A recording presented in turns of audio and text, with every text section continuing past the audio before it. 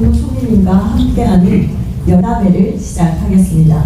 저는 반담회 사회를 맡은 국무총리실 공보실장 최혜영입니다. 먼저 국무총리님의 모두 말씀 읽겠습니다. 그래도 저니까 일어나서 인사 한번 해주세요. 반갑습니다.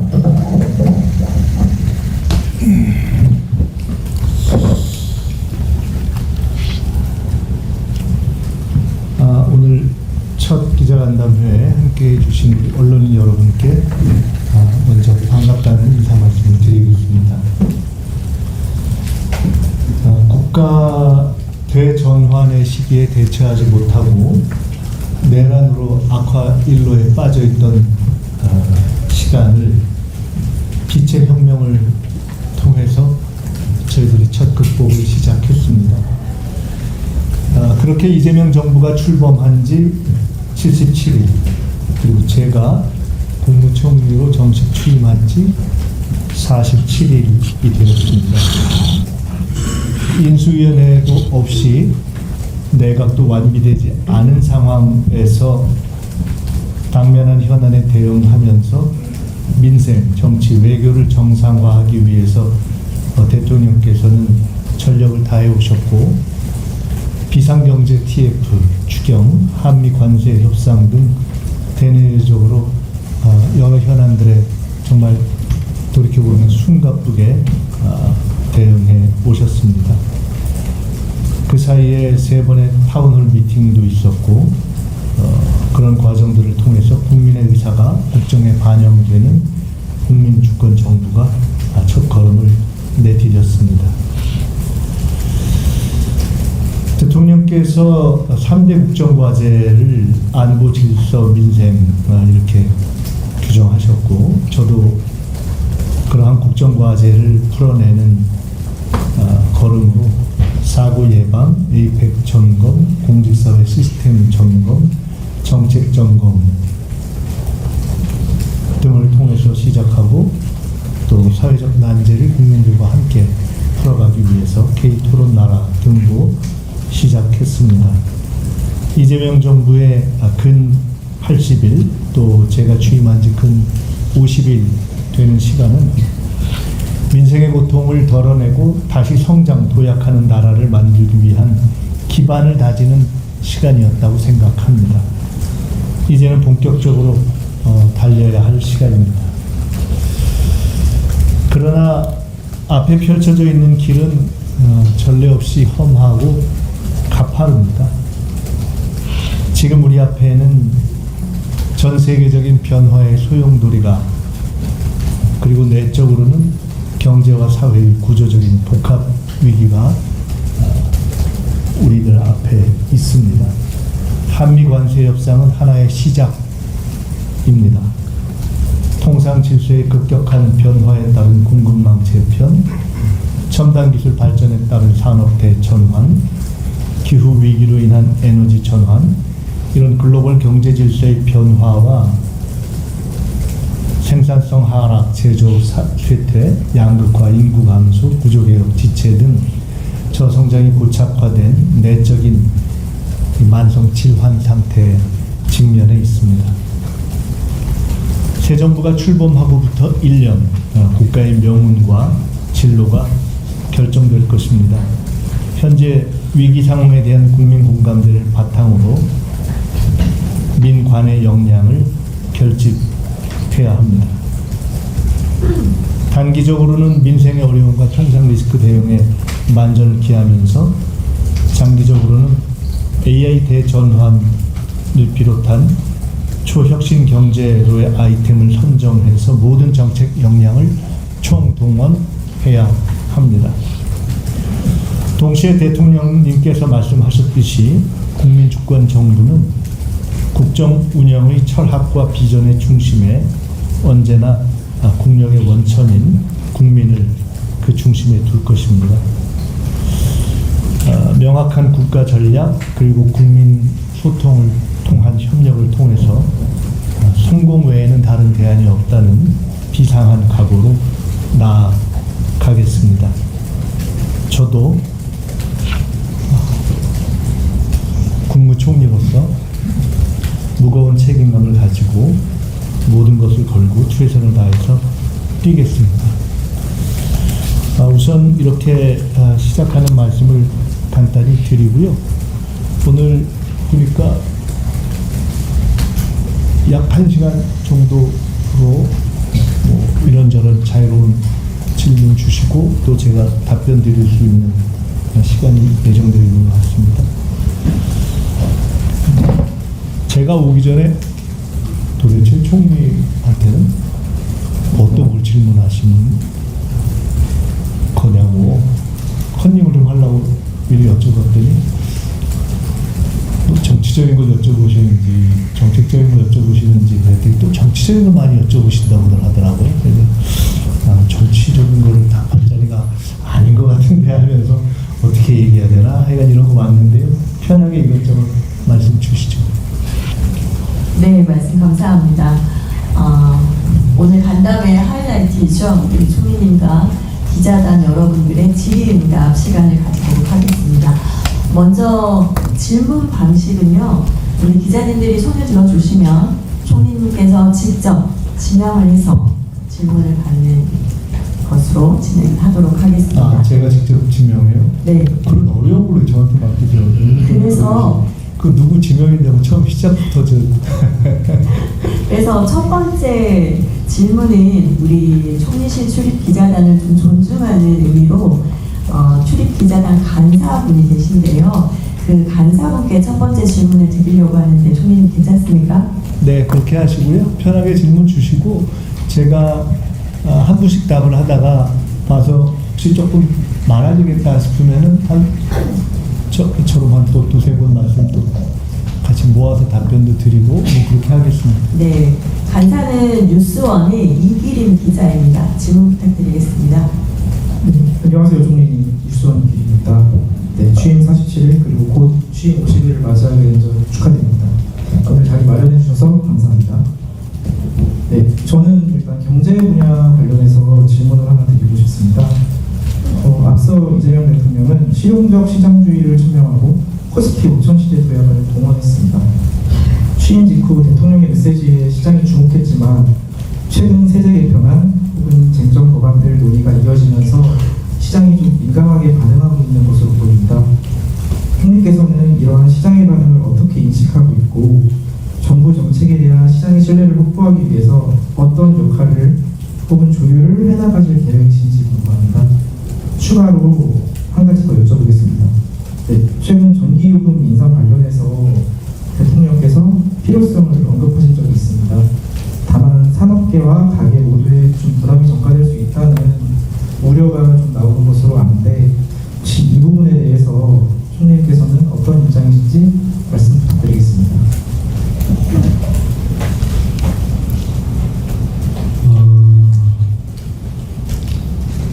대통령께서 말씀하신 어떤 실용주의와 관련해서 그 이후에 세제 개편 등등 이러저러한 사안들을 거치면서 시장에 민감한 반응이 있다 이렇게 말씀 주셨는데요. 대통령님뿐만 아니라 정부 전체가 특히나 경제부처가 말씀 주신 시장의 반응을 면밀하게 지켜보고 있습니다. 다양한 목소리도 듣고 있고요. 적절한 시기에 적절한 방식으로 그에 대해서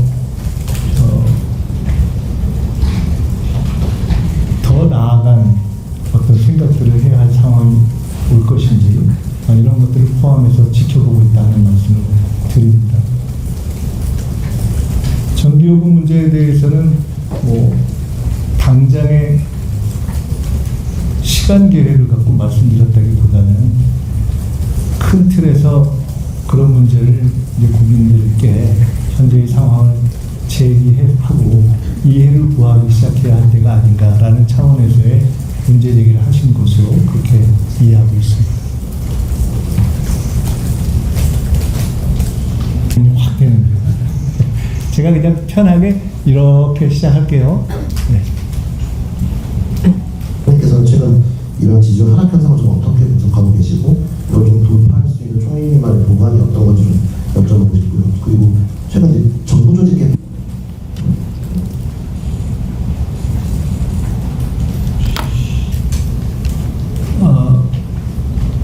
질문을 시작하시면서 여당 대표 취임 2주 만에 뭐 이렇게 말씀하셨는데 그건 꼭 무슨 인과관계를 국면과 설정해서 말씀하시는 것 같아서 그것은 꼭 맞지는 않는 것 같고요.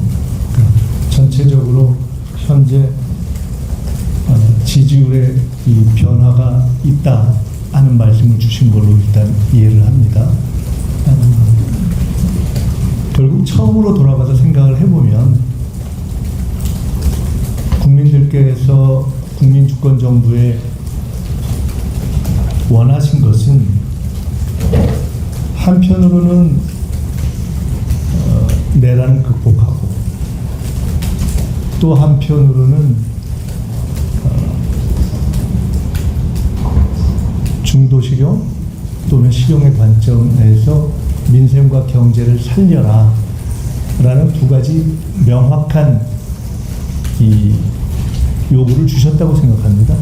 그것이 이 정부가 시작할 때 받은 절대 과제입니다. 그것을 일관되게 시행해 가는 것 외에 다른 왕도는 없다 이렇게 생각합니다.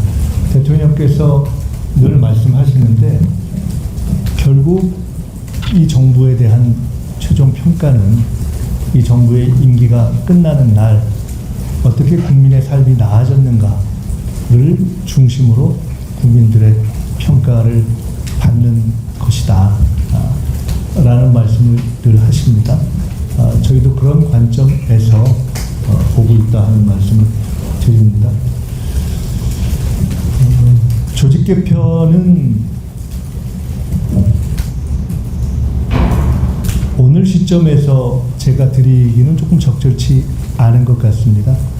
국정기획위원회에서도 여러 논의가 있었고 다양한 논의가 있었는데 그런 논의의 대략의 방향 이런 것들은 이미 지난 대선 시기에 대선 공약 등등을 통해서 대통령이나 현 정부가 가지고 있는 대략의 방향에 대해서는 이미 국민과 언론은 상당히 알고 있는 것인데 그 부분을 국정기획위가 정리되는 단계에서 표현하지 않은 것은 이것을 어떤 시기에 어떤 방식으로 풀어가는 것이 좋을지에 대한 조금 더 숙고가 필요한 측면으로 그렇게 되었기 때문에 오늘 이 시점에서 그 대략 이미 알고 계신 방향을 참고하시면 될 것이다 라는 것 외에 구체적인 시기와 어떤 방법에 대해서 말씀드리는 것은 오늘은 제가 안 하는 것으로 하겠습니다.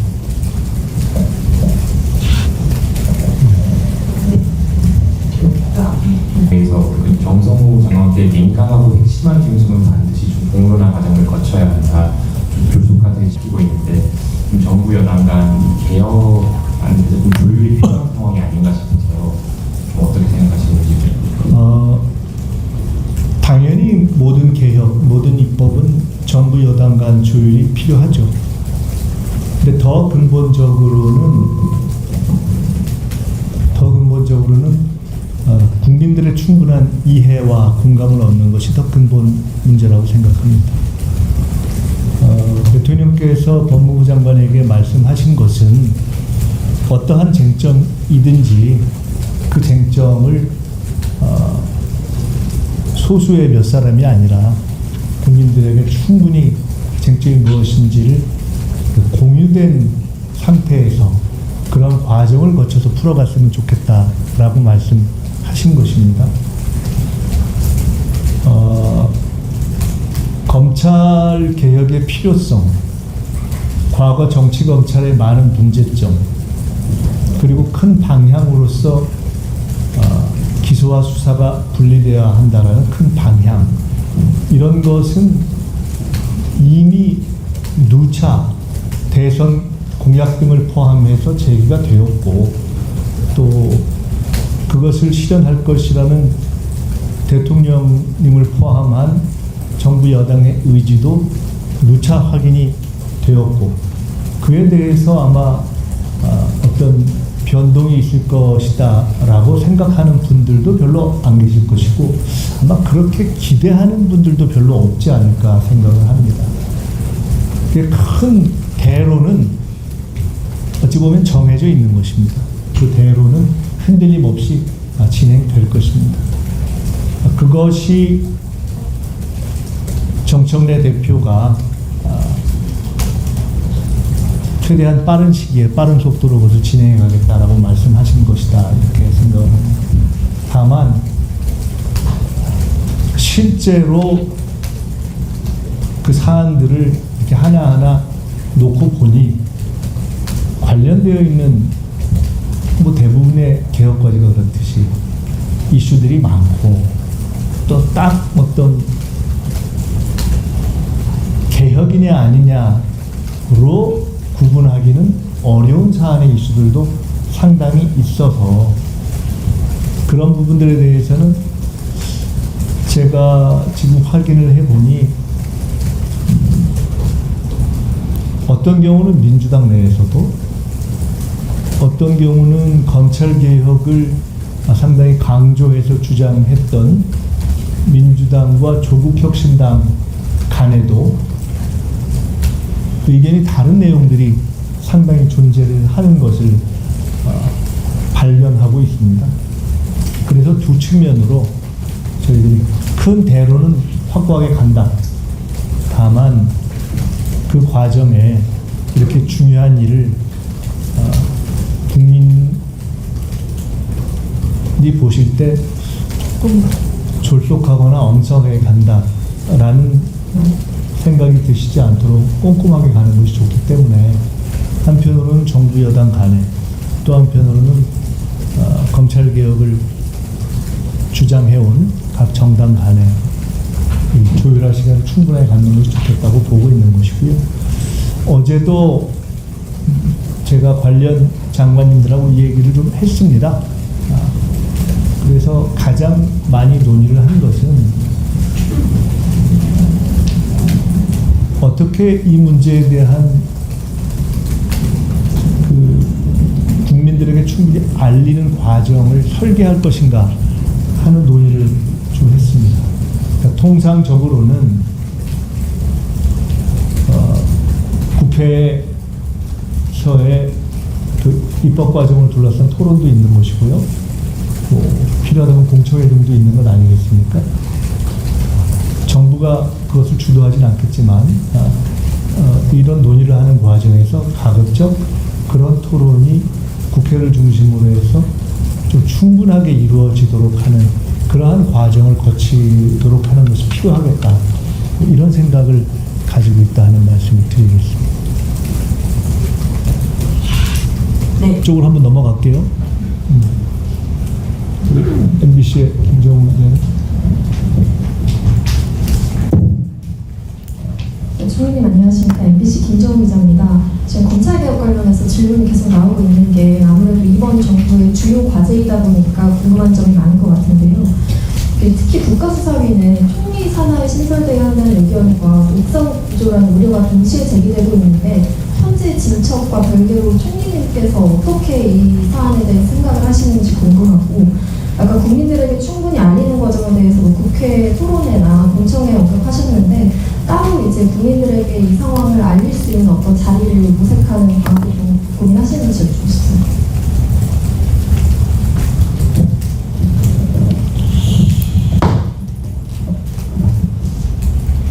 이게 참 어려운 게 그 이전에 비해서는 조금 말씀드리는 것이 지금 개인으로서 어떻게 생각하느냐라고 질문을 주셨는데 개인으로서 답하는 것이 적절한지는 잘 모르겠습니다만 개인으로서 답을 하고 나면은 좀 뭐라고 할 수도 있을 것 같지만 그래도 개인으로서 답을 하겠습니다. 개인으로서 답을 한다면은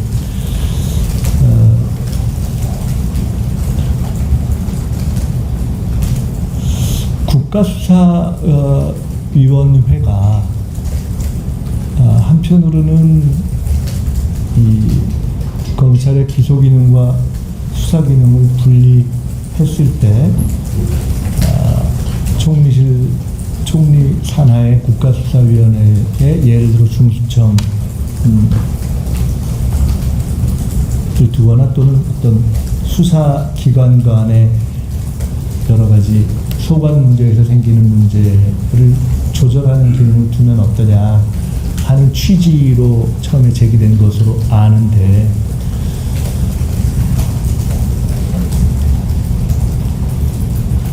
그야말로 개인적인 의견으로는 총리 산하에 굉장히 다양한 기능이 많은데 그야말로 기관 간의 어떤 조정 외에 실질적인 수사와 관련한 문제를 재검토하거나 보완하거나 지휘하는 기능까지를 위원회 체계에서 과연 효율적으로 얼마나 잘 할 수 있을 것인가에 대한 고민이 저 스스로는 좀 풀려야, 그것이 풀릴 때 저도 이렇게 국가수사위원회 체제로 총리 아래 두는 것이 타당하겠구나. 그러니까 국가수사위원회가 제기되는 취지는 충분히 이해하지만 이것이 실제로 그런 위원회 체계로 기능하겠구나 라는 확신을 아직은 제가 못 갖고 있는 상태다. 개인적인 의견을 물으셨으니까. 근데 이제 보면은 가령 중수청을 법무부 또는 뭐 행안부 어느 산하에 두느냐 하는 문제와도 연동해서 관련되는 문제이긴 한데요.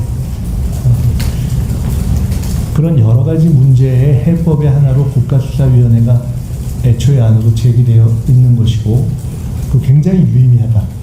다만 실제로 그것을 그 총리실 하나에 둘 수도 있다는 입장에서 제가 보면서는 이것이 위원회 차원에서 얼마나 실질적으로 기능을 하게 될 것인가 라는 문제에 대해서 좀 고민이 된다. 그래서 생각을 좀 깊이 해보고 있다. 이런 것도 하나의 토론의 영역이 될 수 있겠다, 이렇게 생각을 합니다. 아까 어떤 방식의 토론이 있을 수 있겠냐라고 질문을 주셨는데요. 역시 가장 적합한 방식은 그래도 입법을 주로 담당해야 될 국회를 중심으로 토론의 형식을 다양하게 만들고 거기에 정부가 의견을 내는 방식이 제일 적절하지 않겠는가, 이렇게 생각하고 있습니다. 꼭 그것이 경우에 따라서는 국회 토론회나 공청회가 아니더라도 국회에서 국민들이 보다 더 폭넓게 참여하는 국민 토론회 형식 같은 것들도 취할 수 있지 않겠습니까? 그래서 하여간 그러한 그 토론 과정을 거치는 것이 필요하다, 이렇게 봅니다. 그것이 이 검찰개혁의 속도 문제와 어떻게 연결될 것인가와 관련해서는 정청래 대표님과도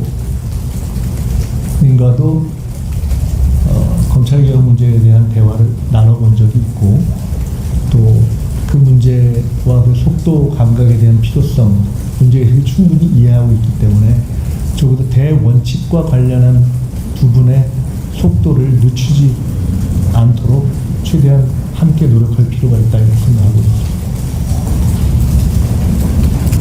검찰개혁 속도 관련해서 방금도 총리님 말씀하셨는데 아까 또 충분한 시간 가지셔야 된다고 말씀하셨고, 이에 대해서는 총리님 어떻게 생각하시는지, 이렇게 조율 과정에서 이거를 다 꼭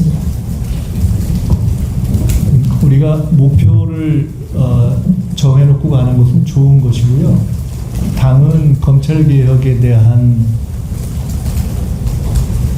어떤 사명감이 있고 입법에 대한 책임감이 있기 때문에 이것을 추석 전까지 입법이 다 마무리될 수 있도록 최대한으로 준비하고 뛰겠다 하는 그런 의지를 표현하시는 것이 자연스럽고 이해할 수 있는 일이다, 이렇게 생각을 합니다. 다만 국민들께서 제일 관심을 가지시는 핵심 문제, 수사와 기소의 분리 등과 같은 이런 핵심 문제를 정리하는 과정에서 혹시 남아있는 보다 더 정교한 시행을 위해서 조금 더 면밀하게 봐야 될 대목들이 생긴다면 그런 정도의 조정은 충분히 있을 수 있는 것이 아닌가 생각하고 있습니다. 그 당에서 말씀하신 대원칙도 제가 말씀드린 큰 어떤 수사기소 분리 등과 같은 검찰 개혁을 요구하고 있는 국민들의 요구와 관련된 대원칙을 적어도 추석까지는 마무리해야 되겠다라는 취지를 말씀하신 것으로 저는 그렇게 이해하고 있습니다. 따라서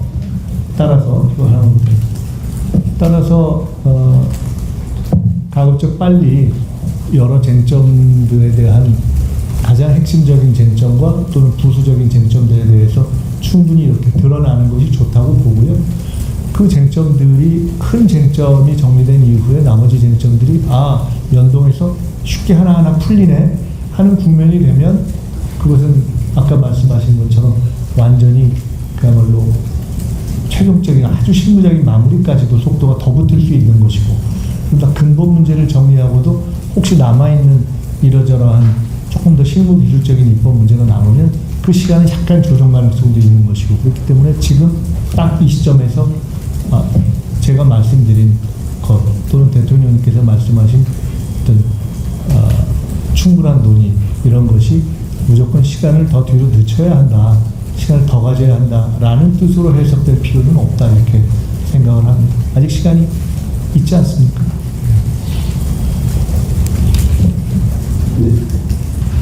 진주 과정에서 웨스팅하우스와 불평등 계약을 맺었다라는 보도가 나왔는데요. 여쭤보고요.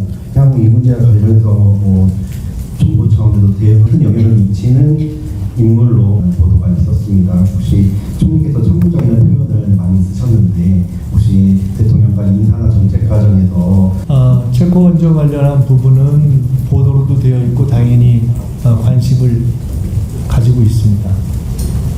그 이전부터도 둘러싸고 이러저러한 문제가 제기되어 있던 것을 알고 있고요. 특별히 보도가 나온 이후에는 특별히 더 관심을 가지고 일단 정부 내부에서 이에 대한 명확한 진상, 상황 파악에 이미 들어가기 시작한 것으로 알고 있습니다.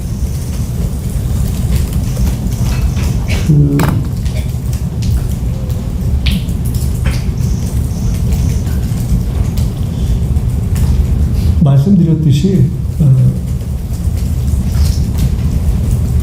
저는 총리는 기본적으로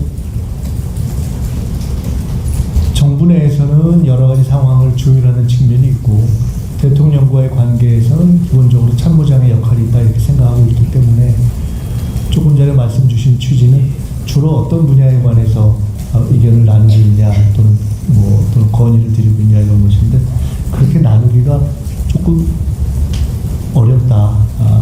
종합적으로 말씀을 나누고 또 종합적으로 말씀을 나누면서 그때그때 다양한 의견을 나누기도 하고 하기 때문에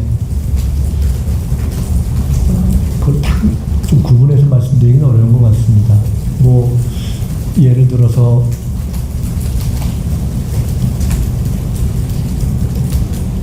가령 미국과의 관세 협상 이런 것을 할 때 제가 우연히 그 이후에 마스가 프로젝트라고 이야기된 한국과 미국과의 향후 관계에 있어서 해양 조선 협력 분야가 매우 중요하다라는 말씀을 주신 신동식 회장님, 전에 그 과거 박정희 정부 때 첫 경제수석을 하셨던 분, 그분을 우연히 소개받고 뵙고 굉장히 의미가 있다라고 생각돼서 이런 부분에 우리가 주목하는 것이 굉장히 중요한 전략적 포인트가 될 수 있겠다라는 말씀을 어떤 자리에서 드렸던 것이 7월 초 같은데, 뭐 예를 들어서 딱 그것 때문에 우리 정부가 어떤 미관세 협상에 있어서의 첫 아이디어를 거기서 얻기 시작했다, 이렇게 얘기하기는 어려운 것 아니겠습니까? 저는 그 외에도 대통령님께서 여러 정보를 여러 가지 경로로 취합하고 계시기 때문에. 그런데 이제 돌이켜 보면 꽤 이른 시기 아니었습니까? 아마 우리 언론인 여러분들도 아시겠지만은 제가 K토론 나라라는 것을 해서 비교적 빨리 총리의 인터뷰라는 형식으로 그분을 모신 것도 꽤 앞섰고, 그러니까 비교적 또 가령 그런가 하면 AI 등과 관련한 해외 인재를 유치하는 것, 해외에 있는 인재 또는 우리 인재가 해외로 나가지 않게 하는 것이 우리가 AI와 관련된 어떤 여러 가지 일을 하는 데 있어서 사실은 가장 결정적일 수 있는 것 같다 라는 말씀을 드린 것도 제가 대통령님과의 주례보고 회동의 첫날 첫 번째 드렸던 말씀인 것 같습니다. 근데 지금 이런 말씀들이 다 돌이켜보면 그 해양조선 협력 문제도 그렇고 이런 것이 다 날짜로는 거의 7월 3, 4일 정도 되는 것 같은데 거의 아주 초기였던 것 같습니다. 그러니까 이렇게 그냥 그때그때 생각나는 것들을 이렇게 말씀을 나누고 그런 인식을 교류하고 하는 방식으로 대화가 진행되고 있기 때문에 딱히 어느 시기에 어떤 건의를 어떤 분야에 걸쳐서 한 것이 주요했다 이렇게 얘기하기는 저도 사실은 좀 판단하기가 어렵습니다. 아마 대통령께서는 저뿐만 아니라 굉장히 다양한 정보를 취합해서 거기서 판단을 하고 계신 것이 아닐까 이렇게 생각합니다.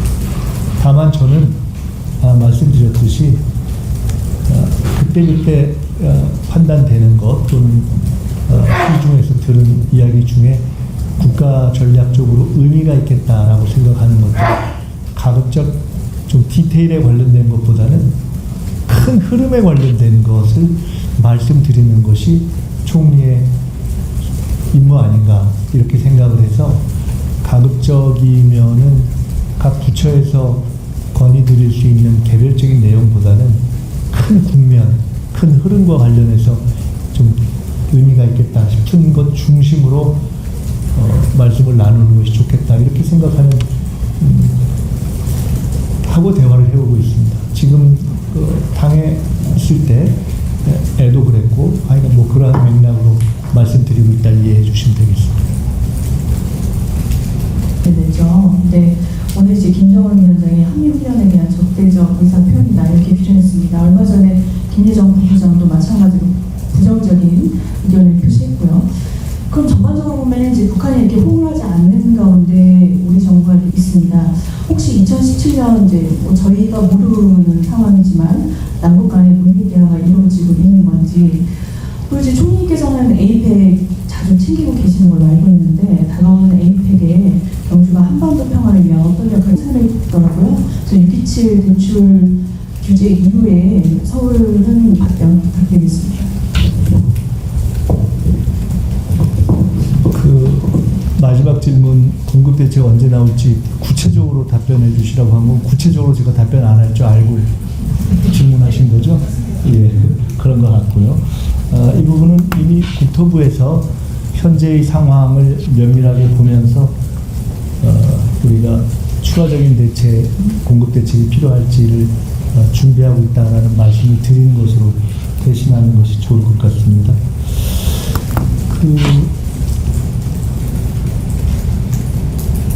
북한과의 관계에 대한 것은 이미 기자님께서 답을 주신 것 같습니다.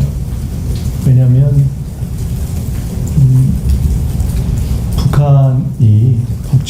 북한이 우리의 여러 가지 메시지에 대해서 답을 안 하고 있는데 일방적으로 유화적인 메시지만 하는 것이 맞느냐라고 말씀하셨잖아요.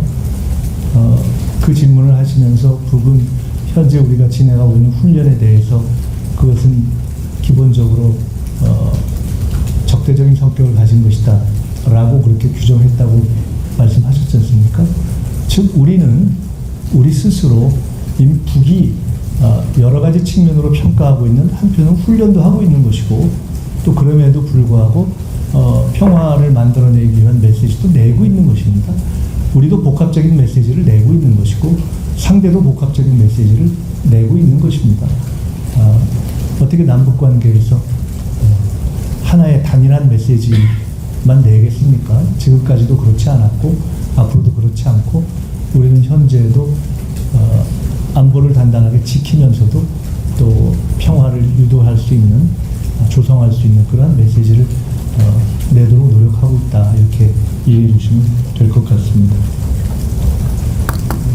이 백과 관련한 것은 뭐 추가적으로 더 말씀 안 드려도 될 것 같은데, 그것으로 답이 된 것 같습니다. 검수완박도 좀 뜨거운 것 같습니다. 그 대로는 아까 말씀하신 대로 맞는데, 민사건 정도는 남기되 직접 인지수사만 뭐 제한하면 되는 거 아니냐, 뭐 이런 식의 논의도 있는데, 이것도 공론화 영역의 노력 앞으로 좀 더 어떻게 기울이실지도 함께 여쭙습니다. 공론의 영역에 못 오를 주제는 없죠. 말씀드렸듯이 큰 대원칙으로서 그 수사기소의 분리라는 것을 실현해가는 과정에서 실제 국민의 입장에서 민생과 관련해서도 혹시 수사가 부실하게 되면 안 되는 것이니까, 그와 관련해서 이러저러한 문제제기는 뭐 충분히 있을 수 있다고 봅니다. 그런 것은 보완 수사를 해야 된다는 이야기도 있고, 보완 수사를 요구할 수 있을 정도까지 열어야 된다는 얘기도 있고 하기 때문에, 그런 다양한 영역에서 논의할 수 있다고 봅니다. 그런 것은 우리가 뭐 막는다고 논의를 막을 수 있는 것이 아니기 때문에 자연스럽게 논의가 될 거라고 봅니다. 그 암참 말씀도 주시고 뭐 등등 했는데요. 크게 보면은 노동계뿐만 아니라 산업계, 기업계에서도 제기하는 다양한 문제를 저희 논의해 갈 것이고요. 친기업이냐, 친노동이냐라는 프레임보다는 이제는 친성장이냐라는 프레임으로, 사실은 제일 고민하는 것은 가령 새 정부 들어서 대통령께서 산재 문제를 제기한 것도 큰 틀에서 보면 그것을 꼭 친노동이라고 볼 수 있겠는가. 이미 후진적인 산재 문화를 그대로 두고는 과연 이 K민주주의, K컬처 이런 것을 바탕으로 이 세계적인 어떤 선진 경제로 나아가고 혁신 경제로 나아가려고 하고는 그런 어떤 한국 경제의 지향과 현재의 수준에 맞겠는가라는 점에서 거대한 지금은 산업 문화의 변화가 필요한 시기라는 점에서 보시는 것이 맞지 않겠는가. 그런 부분에 있어서 이렇게 전체적으로 어떤 부분은 이 전체적인 우리 수준에 맞지 않는 부분을 조정해 가고 있는 과정이다, 이렇게 보시면 될 것 같습니다. 그것을 꼭 친기업이냐 친노동이냐라는 프레임으로 보는 것도 조금 이전 시기의 프레임 아닌가 생각이 듭니다.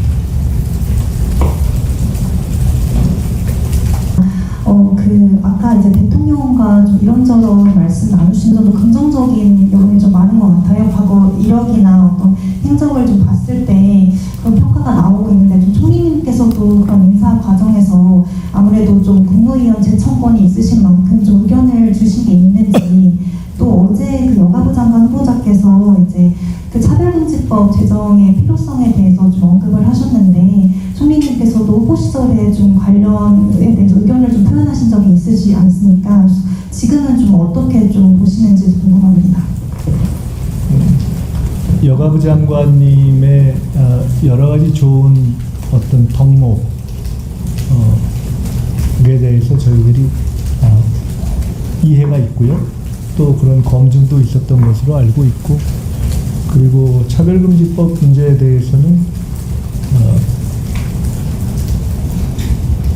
제가 개인적으로나 또는 대선 시기에 이 대통령님께서 밝혔던 입장이나 또는 저희 정부, 그리고 아마 민주당에서도 대략의 기조로 잡고 있는 사회적인 대화를 통해서 이 문제는 풀어가야 한다라는 선의 과거도 지금도 변화는 없습니다.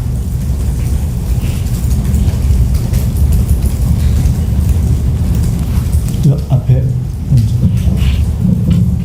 네, 아시아경제 손선희 기자입니다. 다음 주 초에 한미 정상회 질문하신 김에 제가 전에 무슨 어느 자리에서 이야기를 하면서 미국을 한국을 옛날식으로 무슨 미국의 몇 번째 주다, 식민지다 이런 관점에서 보던 시기가 있었다라고 얘기를 하면서 이제는 꼭 그런 식으로만 볼 필요가 없지 않느냐. 한국도 미국을 한국의 여러 자치단체 중에 하나로 볼 수도 있지 않느냐. 그런 정도로 상호 교류가 이제는 왕성하다라는 취지로 말씀드린 적이 있습니다. 근데 이 또 꼼꼼하게 살펴보기 좋아하는 분들이 그게 왜 하필이면 14번째냐, 뭐 15번째가 아니고 뭐 이렇게 질문하시는 분들도 있었는데 그냥 그건 의미 없는 숫자였다라는 말씀을 한번 드리고요.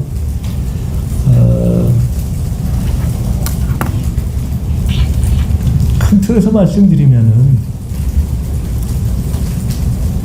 어제도 제가 어떤 미국 분들하고 좀 대화를 나눌 기회가 있었는데 아주 제가 평소에 드리는 말씀 똑같은 취지를 그분들이 말씀을 하시더라고요. 이제는 한국이 미국의 리틀 브라더가 아니다. 이제는 파트너이다. 그리고 파트너일 수 있는 점을 충분하고 당당하게 설명하는 것이 좋다라는 이야기를 미국 분한테 들었습니다. 저는 그것이 굉장히 맞는 말이라고 생각을 합니다. 이번에 마스가 프로젝트가 아주 전형적이고 대표적으로 앞으로 그런 한미 관계에 있어서의 하나의 과거와는 좀 다른 영역의 모델이 되지 않을까 싶습니다. 미국에 그냥 일방적으로 미국이 한국을 도와주는 것이 아니라 미국에게도 여러 가지 측면에서 결정적으로 필요한데 한국이 그것에 결정적인 역할을 해줄 수 있는 그러한 대목의 하나를 우리가 잘 협력의 소재로 찾은 거죠. 근데 앞으로는 그런 영역들이 더 많아질 것이라고 생각합니다. 그러니까 제가 평소에 이제는 모든 정책들을 0점 이동할 필요가 됐다라고 말씀드리는 대표적인 케이스 중에 하나입니다. 이 한국의 키가 많이 성장한 것이죠. 그런 각도에서 보고요. 동맹현대화와 관련된 주제에 대해서는 미국의 여러 가지 사정과 방향 때문에 제기되고 있는 측면이 있지 않습니까? 때문에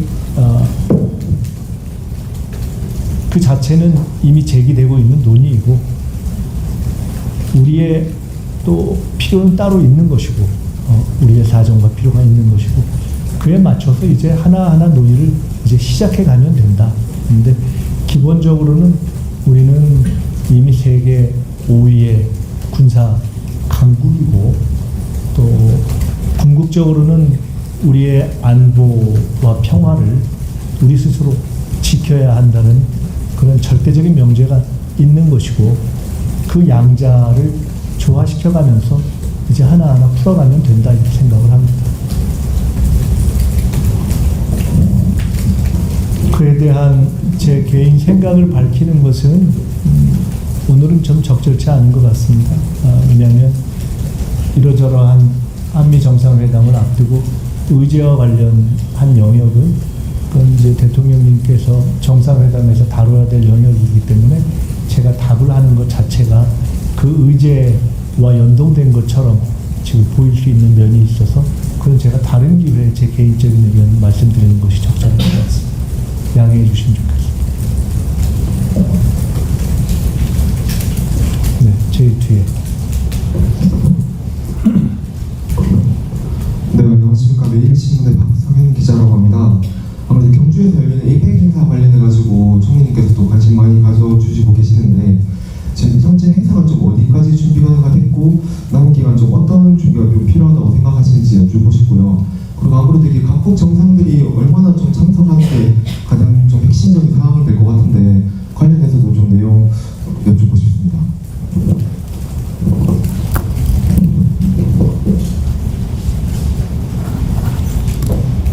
그 외교 쪽의 관례로는 특별한 사정이 없으면 당연히 그 회원국들의 정상이 참석하는 것을 전제로 해서 준비한다. 그리고 뭐 언제까지 이렇게 뭐 온다고 답을 주고 뭐 이런 방식은 대부분의 경우에 아니다 이렇게 들었습니다. 그렇기 때문에 현재는 저희로서는 모든 그 회원국의 정상들이 참가하는 것을 전제로 해서 준비하고 있고요. 다만 실무적으로 제가 한두 주를 빼고는 매주 가서 점검을 했는데 그 과정에서 들은 바로는 그 자국 정상들이 참석하는 것을 전제로 해서 관련 실무 해당 국의 실무자들 이제 대사관도 있고 등등 있죠. 들이 우리는 이 숙소를 선택하면 좋겠다라는 대략의 선택이 다 끝나 있는 상황으로 거의 대부분 100%는 아니지만 거의 대부분 끝나 있고 약간의 조정만 남겨두고 그러한 상황으로 듣고 있기 때문에 현재로서는 정상 참석에 관련한 특별한 이상 징후를 뭐 이상한 특별한 상황을 저희들이 발견하고 있지는 않다 이렇게 말씀드리겠습니다. 처음에 에이펙 관련한 점검을 시작할 때 제가 이런 유사한 표현을 썼던 것 같은데 그 시설 인프라는 준비 중이고 행사는 기획 중이고 서비스는 진행 중이다 이렇게 말씀드려서 사실은 9월 중순 실제로는 9월 하순이 돼야 그 전체 준비의 얼개가 한번 확인될 수 있을 것 같은데 그렇게 확인되고 다시 점검을 하기에는 너무 임박해서 대단히 걱정이다 하는 말씀을 드렸었습니다. 이제 그리고서 점검을 시작한 것인데요. 일단 숙소라든가 뭐 미디어 센터라든가 이런 행사장과 관련한 것은 예정된 시기까지 큰 차질이 없도록 저희가 제사 점검을 하고 있기 때문에 큰 어려움이 없도록 하여간 최대한 점검을 하겠다는 말씀을 드립니다. 관련한 문화공연 등등을 포함한 어떤 기획은 큰 얼개는 이제 대략 잡힌 것으로 듣고 있습니다. 사실 조금 남아있는 문제들이 서비스와 관련한 것들인데요. 뭐 언론 등에서도 제기되고 있는데 인력의 문제도 있고 뭐 가령 음식이라든가 뭐 등등등등 있어서 그런 부분에 최대한 차질이 없도록 저희들이 점검에 박차를 가하고 있다 하는 말씀을 드립니다. 아마 9월 국회에 대해서 출석해서 예를 들어 저도 이제 출석해야 해서 대정부 질문 같은 데 답도 하고 그래야 되는 이제 시간이 있지 않겠습니까? 그 기본 시간이 지나고 나면 저도 아마 최대한 현장에 가서 사실은 돌이켜보면은 통상 총리가 해야 하는 뭐 주에 한두 번 이상 이렇게 가령 회의를 소화하는 것 외에 현장 방문을 지난 한 달의 초반에는 사실은 에이펙 현장 경주에 가는데 많이 시간을 썼던 것 같습니다. 그래서 이제 이 국회 9월 정기국회에 임하고 출석해야 하는 시기가 좀 지나고 나면은 다시 막판에 이 경주 현장을 집중 점검하는 현장 점검 체계로 들어가겠다는 말씀 미리 드립니다.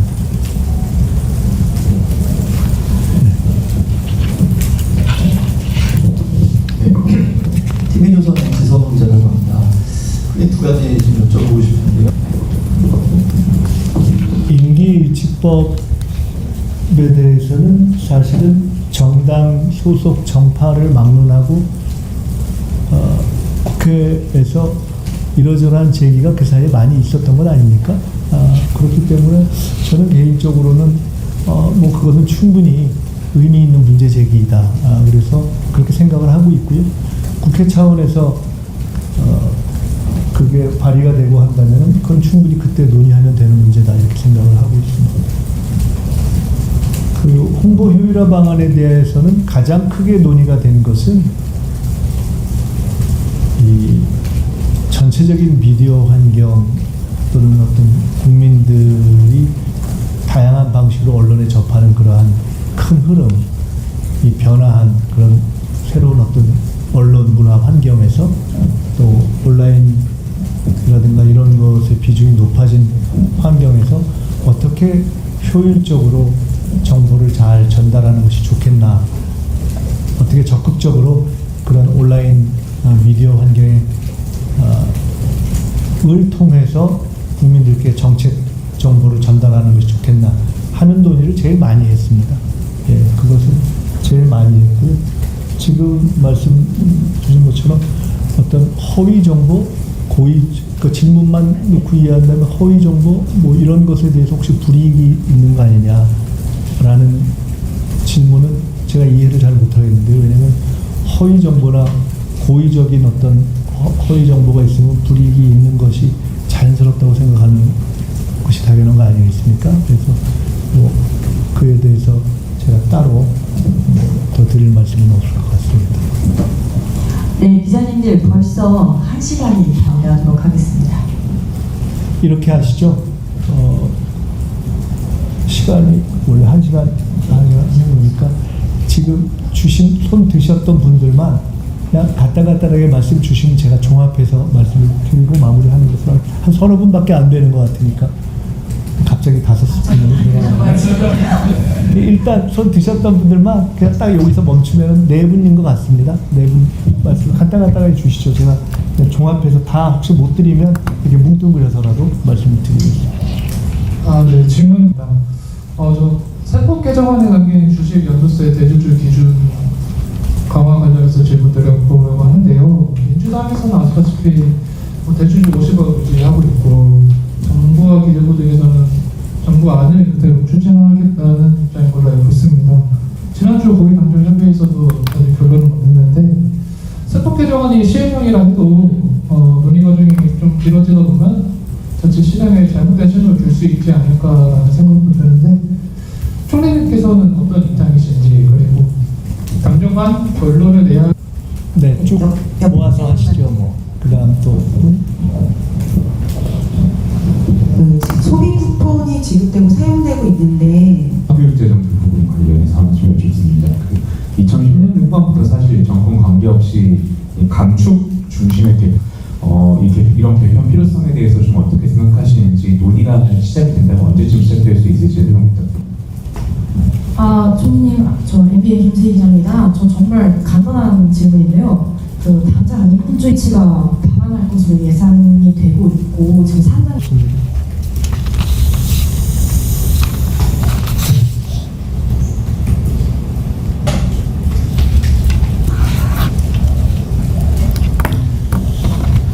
네, 고맙습니다.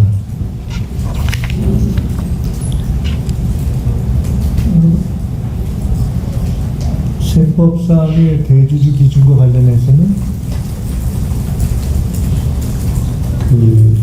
아까도 말씀드렸듯이 시장의 반응을 면밀하게 보면서 필요한 판단을 더 해야 될지 지켜보고 있다 이렇게 말씀을 드렸습니다. 그대로 이해해 주시면 될 것 같습니다. 그대로 이해해 주시면 될 것 같고요. 소비 쿠폰 쿠폰에 대해서는 과거의 그 소득 쿠폰의 어떤 경제적 효능 이거를 판단하고 분석했던 여러 가지 이제 기준들이 있는데 그것을 수치로 지금 분석하기에는 아직 조금 늦은 시기가 아닌가 싶습니다. 다만 실제로 체감으로서나 저희들이 이렇게 듣는 게 있지 않습니까?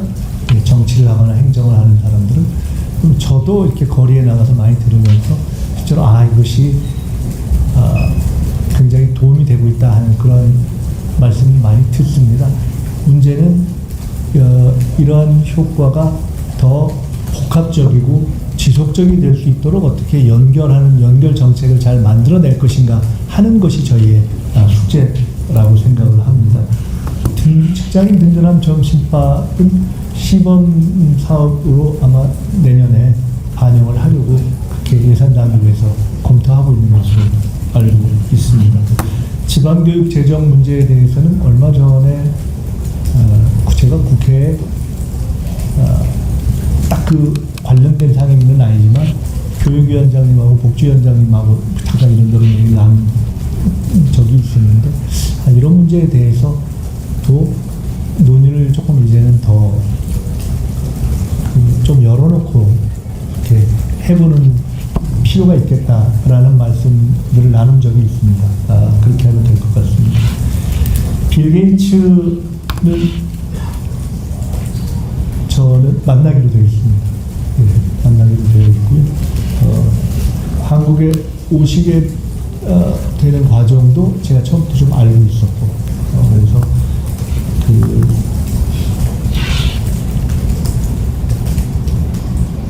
국내에 와서 일정들을 소화하면서 그것이 우리가 빌 게이츠 회장이 국제 공헌에서도 중요한 어떤 지분이 있고 또 그 외에도 여러 가지 국제적인 이슈들에 대해서 상당히 선도적인 역할이라든가 이런 것이 있지 않겠습니까? 그리고 한국 정부에 대해서도 그런 것을 통해서 더 협력하고 싶다는 마음이 기본적으로 있어서 오는 것으로 제가 알고 있습니다. 그래서 그런 논의를 하도록 하겠다는 말씀을 드립니다. 시간이 어느새 1시간 지났는데요.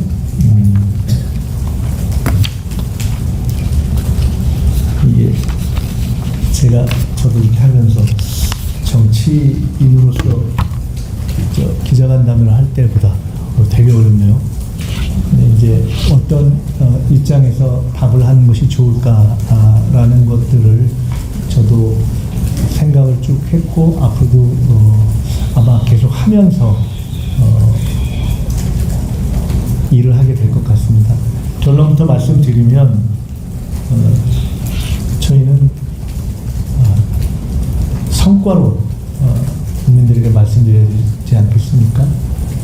성과로 답하고 또 성과로 국민들에게 말씀드릴 수 있도록 전력을 다하겠다. 그 과정에서 저는 처음에 오늘 아침에 사실은 이건 참 이게 오늘 드리는 것이 적절할까 생각이 드는데 제가 전임 총리의 모습을 또 마침 오는데 막 좀 전에 봤습니다. 보면서 무슨 생각을 했냐면 참 책임감이 크구나 하는 생각을 많이 했습니다. 제가 있는 자리에서 아까도 말씀드렸지만 여러 가지 디테일도 중요하겠지만 큰 틀에서 국가가 가야 될 방향에 대한 문제의식을 놓지 않고 그 큰 흐름에 대해서 대통령님께 말씀드려야 할 것을 늘 놓지 않고 드리도록 최선을 다하겠습니다. 또 그러한 측면에서 국민 여러분들의 말씀을 듣겠습니다. 결국 우리가 바라는 것은 이 계엄을 극복하고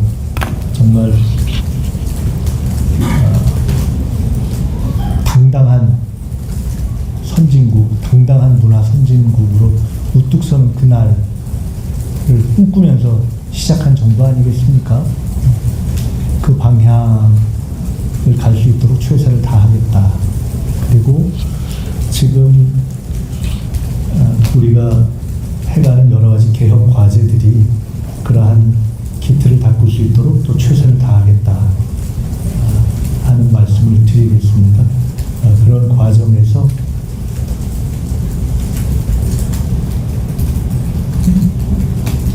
전력을 다해서 책임감을 늘 느끼면서 저 스스로를 이렇게 늘 갈무리하면서 최선을 다하겠다는 말씀을 드립니다.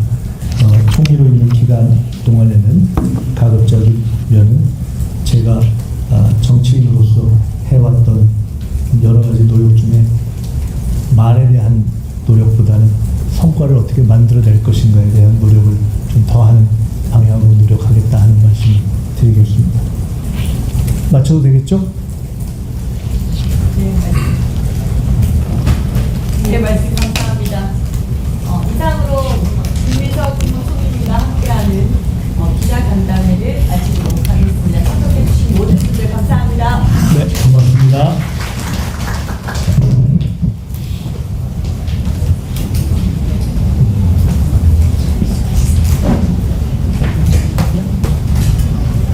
아까 들어올 때 악수했으니까 같이 인사를 할게요. 고맙습니다.